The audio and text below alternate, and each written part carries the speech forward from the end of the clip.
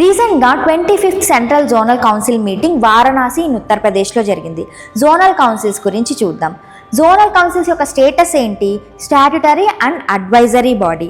వీటిని state reorganisation act 1956 కింద establish చేశారు. For the first time zonal కౌన్సిల్స్ని అప్పటి ప్రైమ్ మినిస్టర్ అయిన జవహర్లాల్ నెహ్రూ గారు ప్రపోజ్ చేశారు. తర్వాత 1956లో వీటిని ఎస్టాబ్లిష్ చేయడం జరిగింది. ఈ యాక్ట్ ద్వారా జోనల్ కౌన్సిల్స్ని 5గా డివైడ్ చేశారు. Northern zonal council, southern zonal council, western zonal council, eastern zonal council and central zonal council. మరి నార్త్ ఈస్టర్న్ స్టేట్స్ ఏ జోనల్ కౌన్సిల్లోకి వస్తాయి? ఈ 5 జోనల్ కౌన్సిల్స్ కనుక అయితే రావు. వీటికంటూ సపరేట్గా స్టాట్యుటరీ స్టేటస్ని క్రియేట్ చేశారు. And north eastern zonal councils act 1972 కింద వీటికి సపరేట్ స్టాట్యుటరీ స్టేటస్ని క్రియేట్ చేశారు. జోనల్ కౌన్సిల్స్ యొక్క ప్రైమరీ గోల్ ఏంటి? స్టేట్స్ అండ్ యూటీస్ మధ్య కోఆపరేషన్ అండ్ కోఆర్డినేషన్ని ఫోస్టర్ చేయడం. మరి అండమాన్ నికోబార్ అండ్ లక్షద్వీప్ అనేవి ఏ జోనల్ కౌన్సిల్స్ కిందకి వస్తాయి అంటే ఏ జోనల్ కౌన్సిల్స్ కిందకి రావు. వీటికి సదరన్ జోనల్ కౌన్సిల్స్ వాళ్ళు రికమెండేషన్స్ అనేవి ఇస్తూ ఉంటారు.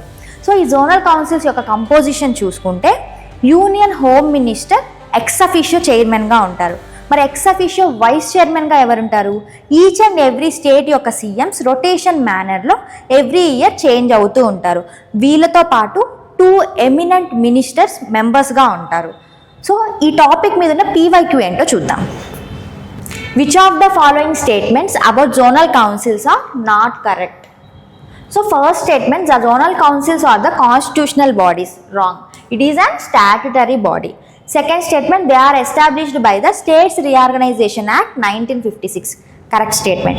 Third statement, Home Minister of the Central Government is the chairman of zonal councils. Idi kuda correct statement. Fourth statement, India is divided into 7 zones and provided a zonal council for each zone. Idi wrong statement because indulo 5 zonal councils untayi and North Eastern Zonal Council అనేది separate గా ఉంటుంది. So ఇక్కడ ఏమడుగుతున్నారు? ఏ statements అనేవి wrong అంటున్నారు. So first and fourth statements are wrong. So 1 and 4 is the correct option.